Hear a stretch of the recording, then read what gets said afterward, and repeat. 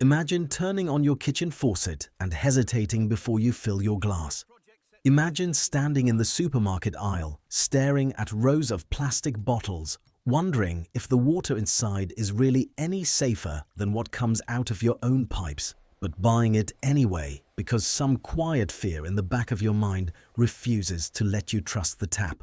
Imagine traveling to another country and being warned by everyone around you never to drink the local water, never to brush your teeth with it, never even to let it touch an open cut, and feeling that low-grade anxiety every single day of the trip.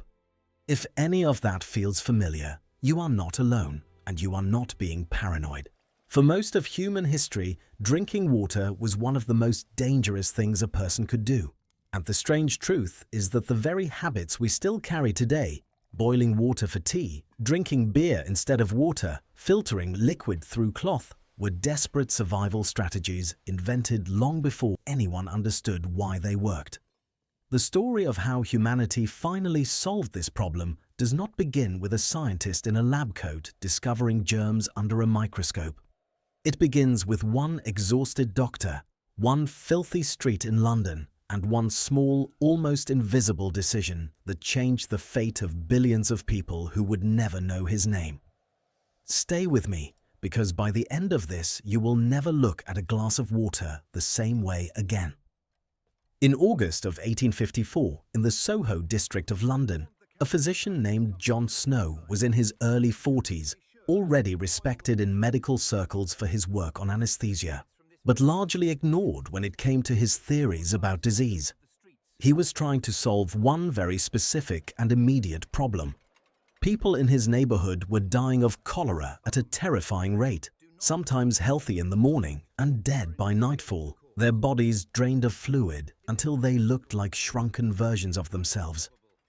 Snow did not set out to change the world. He set out to figure out why his neighbors on Broad Street were dying, while people just a few streets away remained perfectly healthy. That was the entire scope of his ambition at first, a local mystery in a single crowded neighborhood, nothing more. To understand how radical Snow's eventual answer was, you have to understand what the world looked like before anyone connected disease to water. Picture London in the middle of the 19th century, a city of more than 2 million people crammed into narrow streets that had never been designed for that kind of density. There was no citywide sewage system as we would recognize it today. Human waste was collected in cesspits beneath houses, some of them overflowing, seeping slowly into the same ground that fed the wells and pumps where people collected their drinking water. The River Thames, which supplied much of the city, was so polluted that during hot summers, the smell rising from it was strong enough to force Parliament to consider abandoning its own building. People did not think in terms of invisible pathogens because the idea did not exist yet. The dominant medical theory of the time, called miasma theory, the belief that disease spread through bad-smelling air, through fog and vapors rising from rotting matter. Doctors believed you could get sick simply by breathing foul air, so entire public health strategies focused on ventilation and removing smells rather than on the water people were drinking every single day. This is exactly why, for centuries before Snow, people across the world had developed a strange but effective habit, almost by accident. They avoided drinking plain water whenever they could and turned instead to fermented beverages. In medieval Europe, small beer, a weak beer with very low alcohol content, was often safer to drink than the local water supply. Not because anyone understood bacteria, but because the boiling process during brewing and the mild antiseptic properties of alcohol killed off many of the pathogens that would otherwise have caused illness. Entire families, including children, drank small beer with breakfast, not because they wanted to feel any effect from the alcohol, but because it was, quite literally, one of the few reliably safe liquids available. In many wine-producing regions of the Mediterranean, wine mixed with water served the same protective purpose, watered down enough to be affordable and drinkable daily, while still killing off some of the dangerous microorganisms present in untreated water. In parts of Asia, the ancient habit of boiling water for tea served a nearly identical function. transforming a potentially deadly liquid into something safe through nothing more than heat, centuries before anyone had a name for the microscopic threats being destroyed in the process. Sailors on long ocean voyages learned through brutal trial and error that water stored in barrels for weeks would turn foul and sicken the crew, so they carried beer and rum instead, rationed daily, an entire maritime culture built quietly around the fact that drinking straight water for months at sea was a gamble with your life. None of these societies understood germ theory. They understood something simpler and more painful, which was that some sources of liquid made people sick and others did not, and they built their entire culture of eating and drinking around trial, error, and hard-earned survival instinct. Back in Soho in the late summer of 1854, John Snow began to suspect that this same invisible pattern was at work in his own neighborhood, but expressed through water instead of air. He had already published a pamphlet years earlier suggesting that cholera might spread through contaminated water rather than through smell, but almost no one in the medical establishment took him seriously. Miasma theory was too deeply entrenched, too intuitive, too comforting in its simplicity. When the outbreak hit Broad Street with terrifying speed, killing more than 500 people within a 10-day span in an area of only a few blocks, Snow saw an opportunity to prove his theory once and for all. He did something that feels almost obvious to us now, but was nearly unheard of at the time. He went door to door, interviewing grieving families, asking exactly where they got their drinking water. He built what would later be recognized as one of the first true epidemiological maps in history, marking every single death with a small black bar on a street map of the neighborhood. As the marks accumulated, a pattern emerged that seemed impossible to ignore. The deaths clustered overwhelmingly around a single public water pump on Broad Street, while a nearby brewery, where the workers drank beer instead of the local pump water as part of their daily allowance, reported almost no cases of cholera at all among its staff. Snow also noticed something almost eerie. A woman who had moved away from Broad Street to a different part of London still died of cholera because she liked the taste of the water from that specific pump so much that she had it delivered to her new home by cart. That single case, on its own, felt like a clue too strange to ignore. Convinced by his own evidence, Snow approached the local council with what seems, in hindsight, like an absurdly small request. He did not ask them to rebuild the sewage system. He did not ask them to fund new scientific research. He simply asked them to remove the handle of the Broad Street pump so that people could no longer draw water from it. On September 8, 1854, workers did exactly that, unbolting a single iron handle from a single water pump on a single street corner in London. It was such a small, almost forgettable act that most residents barely noticed it happening. And yet, within days, the number of new cholera cases in the neighborhood began to fall dramatically. It was not a perfect experiment, since the outbreak was already declining somewhat by the time the handle came off, but the timing was compelling enough that Snow's theory could no longer be dismissed as fringe speculation. That tiny, almost invisible mechanical action, removing a pump handle, is one of the most quietly consequential gestures in the entire history of public health. Now, let's talk about the first wave of impact, because at first, the consequences of Snow's discovery stayed remarkably small, confined almost entirely to how epidemiologists and physicians did their jobs. His method of mapping disease cases against physical locations became the founding technique of an entirely new discipline, modern epidemiology, the branch of medicine dedicated to tracking how disease spreads through populations rather than simply treating individual patients. Medical schools eventually began teaching Snow's Broad Street investigation as a foundational case study.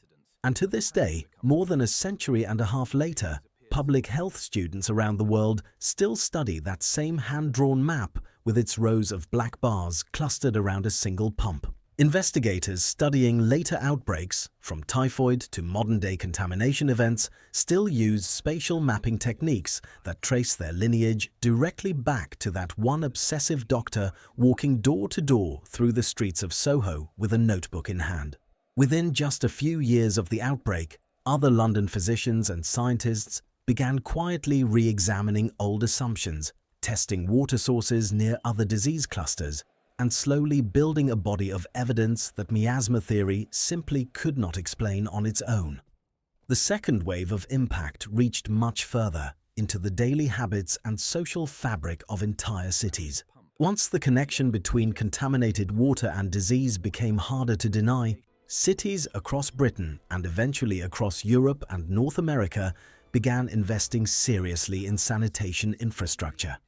London itself, prompted partly by the Broad Street outbreak and partly by another wave of unbearable summer stench from the Thames a few years later, commissioned the construction of a massive new sewage system designed by the engineer Joseph Bazalgette, a network of tunnels and pumping stations that stretched for well over 1,000 miles beneath the city. This was not a small municipal upgrade, it was one of the largest civil engineering projects of the entire century, employing thousands of workers and reshaping the physical geography of the city for generations.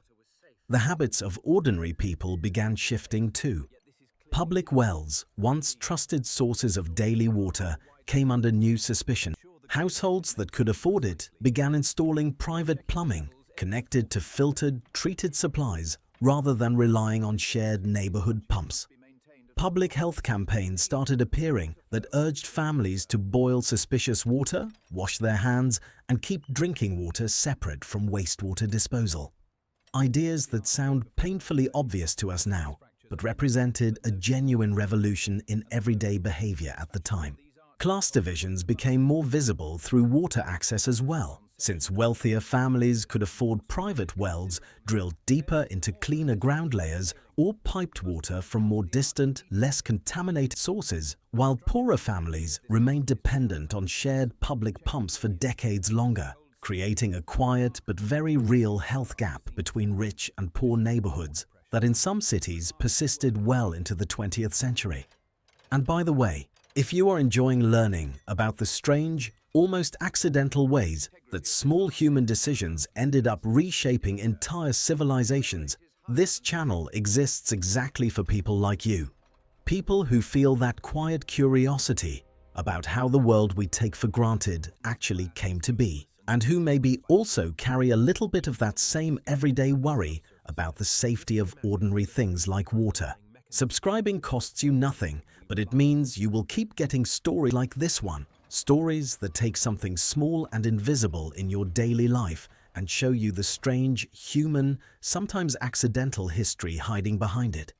You are not just watching a video, you are joining a group of people who like understanding the hidden mechanics behind the world around them, and who want to feel a little less anxious and a little more informed about the things they use every single day without thinking twice.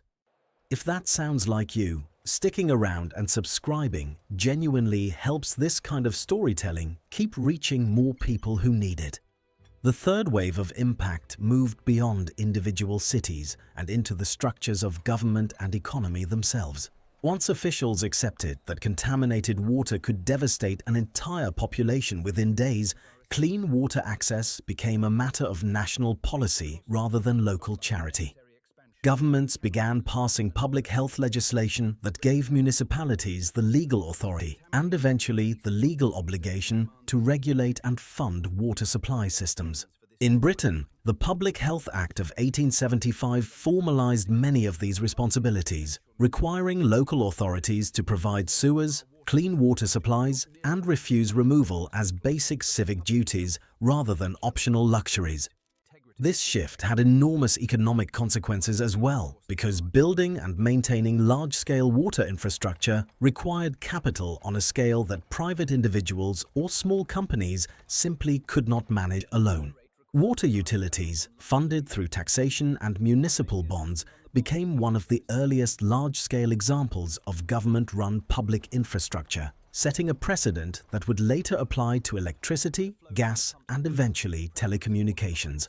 Political power itself began to shift around this new responsibility, since local leaders who successfully delivered clean water and reduced disease outbreaks gained enormous public trust and legitimacy, while those who failed to do so faced serious political consequences, sometimes losing elections directly because of preventable outbreaks tied back to contaminated supplies. In the decades that followed, colonial administrations in various parts of the world used the promise of modern water infrastructure as a tool of both genuine public health improvement and political control, building systems in some areas while deliberately neglecting others, a pattern whose consequences are still visible today in the uneven distribution of clean water access across many former colonial territories. The fourth and largest wave of impact eventually reached the entire globe, transforming water safety from a local London concern into a defining challenge and achievement of modern civilization itself.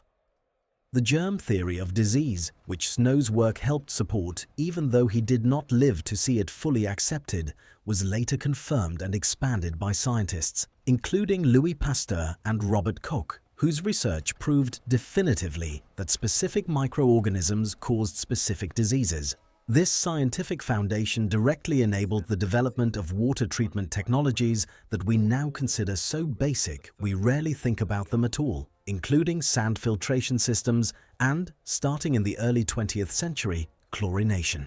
The first continuous use of chlorine to disinfect a public water supply began in Jersey City, New Jersey, in 1908.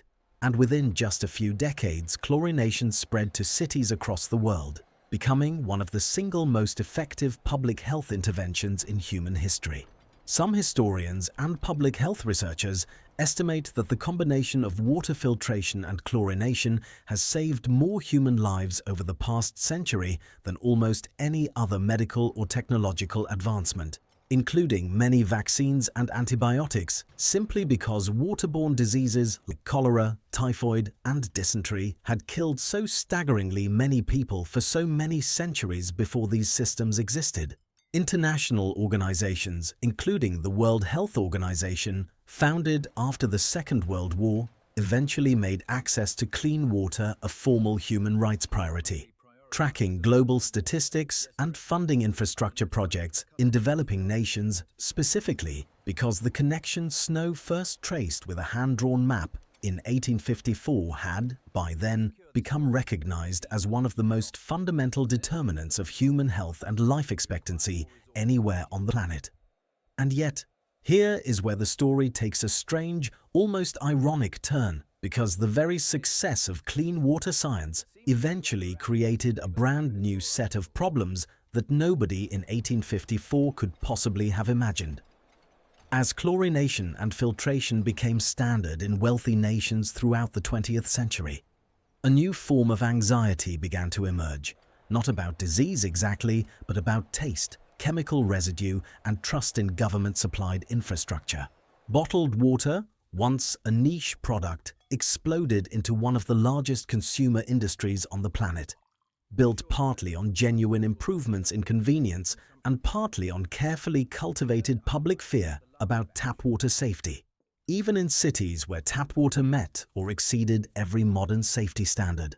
Today, people in wealthy nations with some of the safest tap water in human history spend enormous amounts of money on bottled water, generating a global industry worth well over $100 billion a year, and in the process, creating a genuinely massive environmental problem since the vast majority of plastic water bottles are never properly recycled and instead accumulate in landfills, rivers, and oceans, breaking down slowly into microplastics that are now found virtually everywhere on Earth, including, in a bitter twist, inside the very water supplies and food chains that this entire industry claimed to protect people from in the first place. Meanwhile, scientists studying the very chlorination process that saved so many lives discovered that chlorine, when it reacts with certain organic materials naturally present in water, can form trace byproducts that carry their own long-term health concerns. forcing water treatment engineers into an ongoing balancing act between eliminating deadly pathogens and minimizing chemical side effects, a problem that simply did not exist before treatment itself became possible. And despite everything humanity has learned since Jon Snow removed that pump handle, more than 2 billion people around the world today still lack access to safely managed drinking water in their own homes, meaning the exact same category of preventable death that killed those 500 people on Broad Street in 1854 continues to claim hundreds of thousands of lives every single year in less wealthy parts of the world. A sobering reminder that the solution to this ancient problem was never fully or evenly distributed, even after we understood exactly what caused it. It is worth pausing here to really sit with how strange and layered this legacy has become. A doctor in Victorian London who wanted nothing more than to understand why his immediate neighbours were dying ended up indirectly giving rise to global sanitation policy, national public health law, an entire branch of medical science, and eventually a multi-billion-dollar consumer industry built partly on fear of the very safety systems his work helped create.